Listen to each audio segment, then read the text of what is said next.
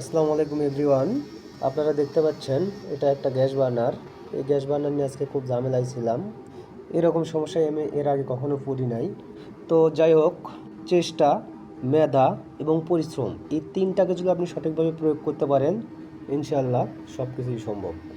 তো বার্নারটার কী সমস্যা সেটা এখন বলি। বার্নার চালু হয়, আগুনও পুরোপুরি জ্বলে, তারপরেও টেম্পারেচার মনিটরে আপ হয় না, শুধু ডাউন হয়। দেখতেছেন কন্ট্রোলার চালু, কোনো অ্যালার্ম নাই। এখানে ড্যাম্পারও দেখেন পুরোপুরি খোলা, 100% খোলা।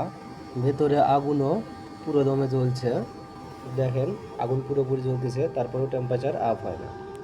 আলহামদুলিল্লাহ, যদিও সমস্যাটা সমাধান করছি। তো এই সমস্যাটা কী কারণে হতে পারে বলে আপনারা মনে করেন, অবশ্যই কমেন্ট করে জানাবেন। এখন আপনাদেরকে মনিটরটা একটু দেখাই। আমরা যে বার্নারটা দেখলাম এটা হলো 3 নম্বর বার্নার। মনিটরে দেখেন 3 নম্বর বার্নারের সেট ভ্যালু দেওয়া আছে 195 এবং প্রেজেন্ট ভ্যালু দেওয়া আছে 167। বার্নারে আগুন জ্বললেও এটা আর বাড়তেছে না। পরিশেষে একটা কথাই বলি, আপনার পরিশ্রম এবং মেধাকে কাজে লাগান, অবশ্যই সফল হবেন। ধন্যবাদ।